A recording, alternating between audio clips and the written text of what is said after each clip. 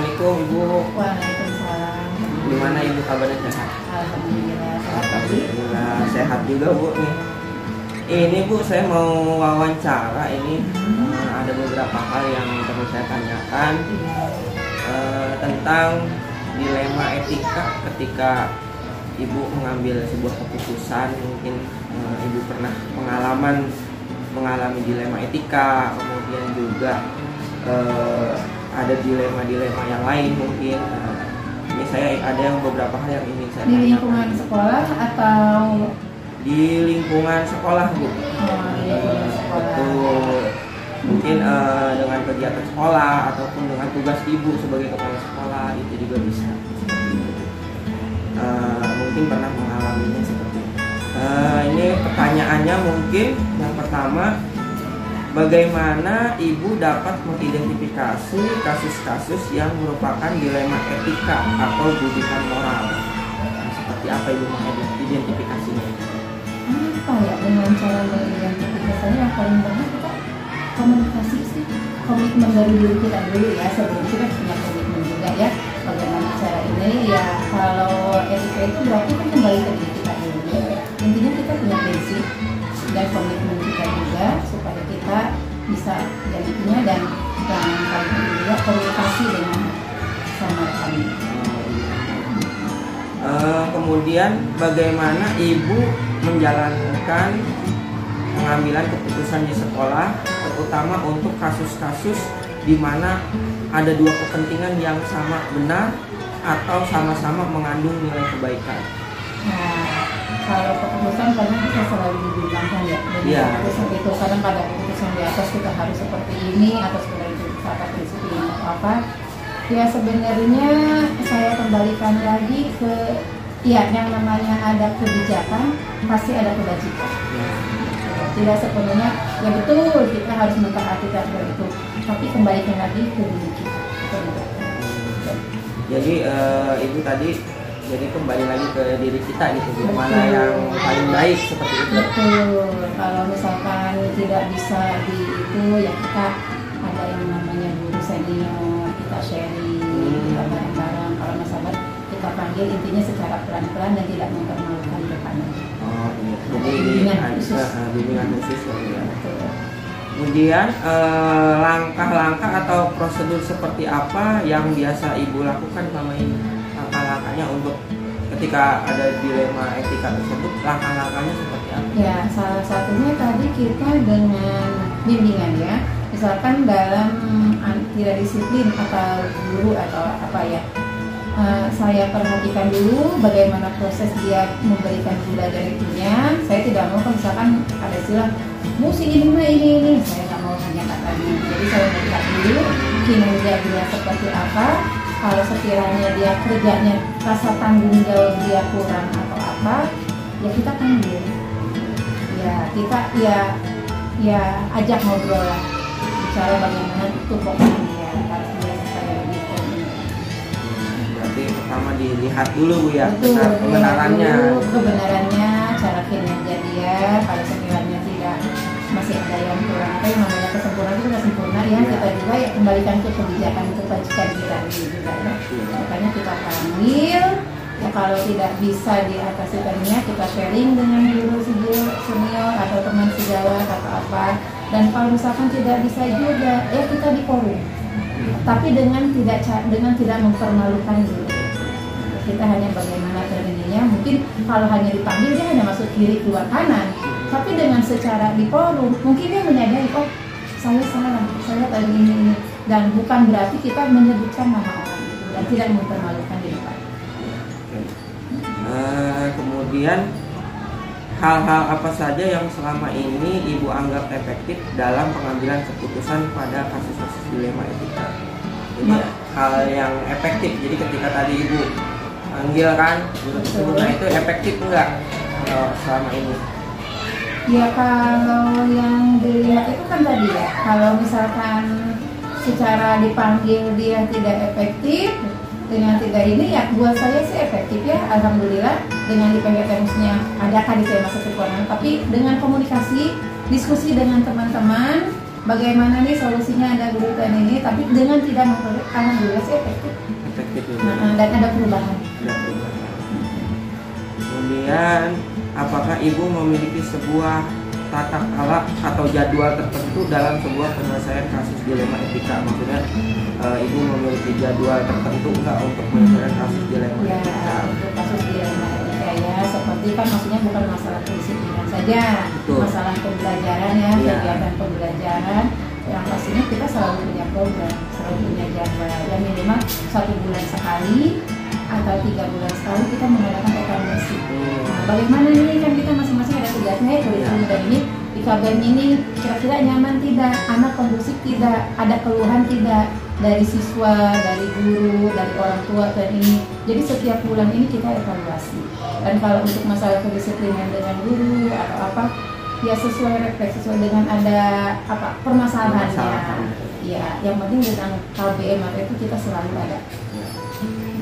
Kemudian ibu langsung menyelesaikan di tempat atau memilih jadwal, prosedurnya itu seperti apa? Jadi jika ada masalah, apa ibu langsung selesaikan di tempat misalkan atau ada jadwal tertentu? Ya seperti tadi kalau ada masalah itu kan nggak mungkin ujuk-ujuk saya tahu kan. Kadang kan ada yang laporan, Bu ini begitu, saya nggak mau hanya katanya, kita tabayin lah istilahnya ya, kita lihat dulu kenyataannya benar tidaknya. Kalau sekiranya tidak benar ya kita nggak mesti langsung, kalau dengan langsung istilahnya seolah-olah kayak mendoktrin orang itu ya. Iya. Saya nggak bisa. Jadi tetap dipanggil ya Bu. Betul, dipanggil sambil dulu. Ya, baik. Kemudian adakah seseorang atau faktor apa yang selama ini mempermudah membantu ibu dalam mengambil keputusan dalam kasus-kasus dilema etika? Banyak.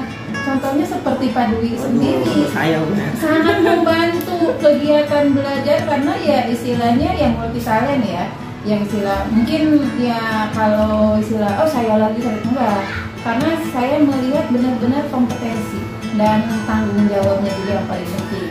Terus ya ada Pak Dwi, ada yang paling penting udah kalau masalah dalam anggaran keuangan ya, yang namanya bos itu kan nggak sesuai kenyataan. Jadi itu yang paling sangat membantu itu dalam masalah kegiatan pembelajaran itu yang sangat menopang SD kita, Bu Hajah Imas Rasmayati.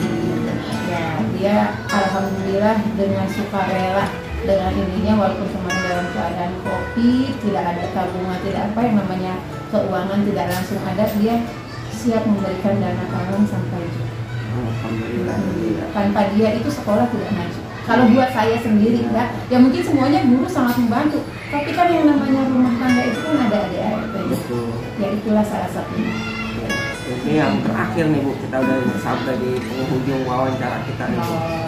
Ini untuk yang terakhir, dari semua hal yang telah disampaikan, pembelajaran apa yang dapat ibu petik dari pengalaman ibu mengambil keputusan dilema etika?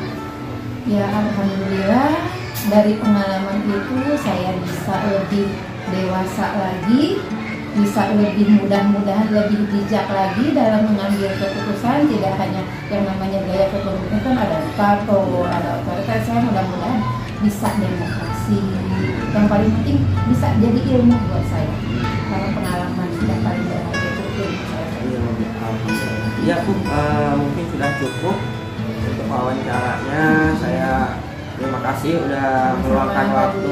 Ibu mohon maaf juga mengganggu waktunya ya Bu ya. Ya terima kasih Bu. Assalamualaikum Bu Heni. Waalaikumsalam Pak Dwi. Gimana kabarnya Bu Heni? Alhamdulillah baik. Ada apa nih? Saya mau wawancara ini Bu, Nah. terkait dengan pengambilan keputusan Mm-mm. Ibu selaku seorang pimpinan gitu ya. Nah itu pernah mengalami dilema atau tidak gitu, nah seperti dilema etika, kemudian juga dilema kedudukan moral gitu. Nah itu seperti itu Bu mungkin hari ini Iya. temanya. Mungkin langsung saja Bu ya. Iya. Mungkin yang pertama ini, bagaimana ibu dapat mengidentifikasi kasus-kasus yang merupakan dilema etika atau kedudukan moral? Selama memimpin di sini, untuk mengidentifikasi itu kita harus mengadakan satu pengamatan tidak cukup 1 hari, Pak Dwi. Jadi kita mengidentifikasi dari berbagai sisi, dari guru, kemudian dari siswa. Nah, setelah kita mengumpulkan data tersebut, barulah kita mengidentifikasi masalah-masalah yang ada yang akan kita hadapin, pasti berbenturan dengan etika dan moral masyarakat setempat. Jadi itulah perlunya kita berdiskusi dengan guru-guru yang memang pribumi di wilayah sekolah ibu. Berarti tadi itu dengan pengamatan, kemudian betul. diskusi juga. Diskusi, betul. Baik. Kemudian bagaimana ibu menjalankan pengambilan keputusan di sekolah, terutama untuk kasus-kasus di mana ada dua kepentingan yang sama benar dan sama-sama mengandung nilai kebajikan. Jadi begini, setelah ibu mengidentifikasi kasus tersebut, beberapa orang guru ibu kumpulkan. Kita diskusi bagaimana baiknya jalan keluarnya dari seluruh guru, artinya yang bidang studi, kemudian guru kelas, kemudian kita dengan komite, karena memang sekolah ini adanya di lingkungan masyarakat supaya tidak berbenturan dengan kultur dan budaya yang ada di wilayah sekolah itu. Misalkan ada dua keputusan yang harus diambil ibu. Yang satu baik, kemudian yang satu juga baik. Nah, ibu seperti apa itu pengambilan keputusan? Kalau ada dua sisi baik, berarti kita akan mencoba satu persatu. Kita coba terobos dulu satu. Seandainya sudah menghasilkan satu keputusan yang baik dan terselesaikan, maka kita anggap selesai. Tapi apabila satu kasus tersebut kita selesaikan tapi masih ada sedikit ganjalan, nah itu kita coba keputusan yang kedua. Baik. Untuk selanjutnya, langkah-langkah atau prosedur seperti apa yang biasa ibu lakukan selama ini? Langkahnya itu ya tadi seperti yang pertama. Seperti pertama kita mengumpulkan data, mengidentifikasi data dulu. Terus setelah mengidentifikasi kita analisis.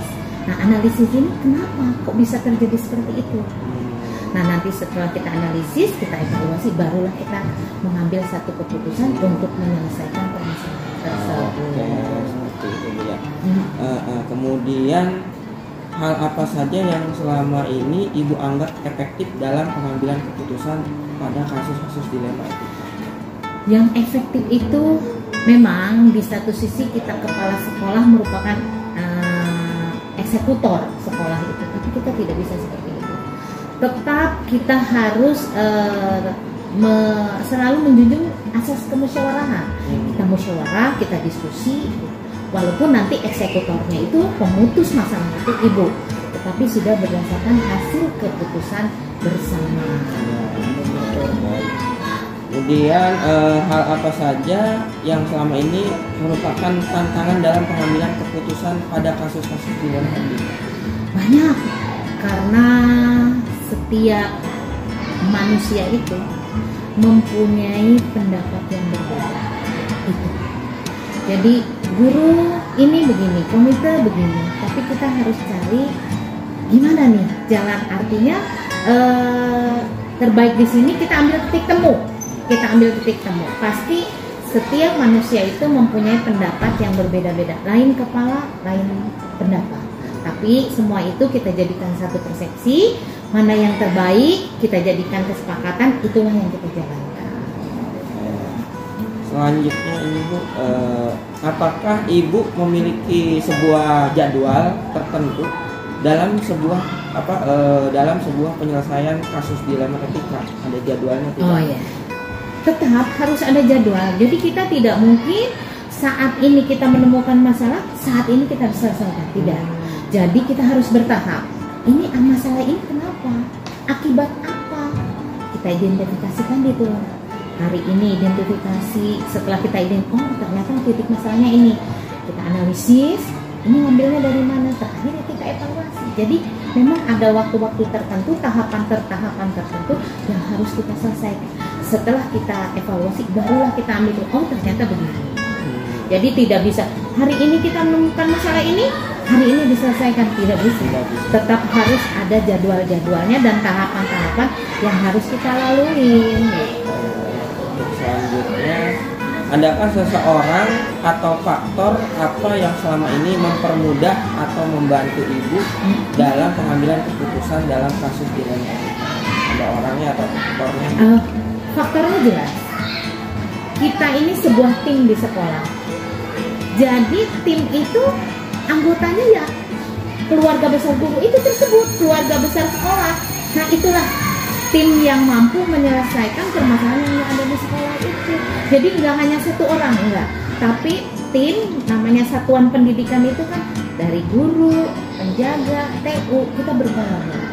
Itulah yang menjadi penentu kekuatan ibu dalam menyelesaikan satu permasalahan yang ada.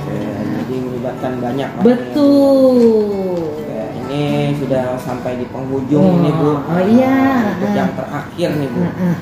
Dari semua hal yang telah disampaikan, pembelajaran apa yang dapat ibu petik dari pengalaman ibu mengambil keputusan dilema etika? Pelajaran utama seperti kata pepatah, di mana kita berpijak di situ langit dijunjung.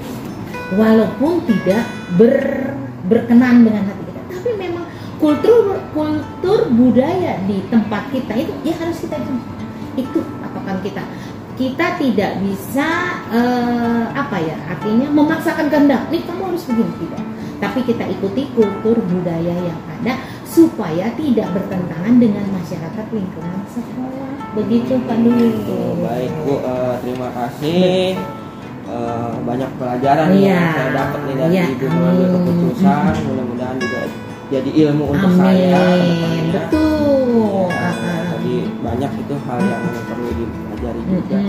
Ya, mungkin terima kasih Bu untuk waktunya. Mohon maaf yang mengganggu waktu ibu. Tidak apa-apa.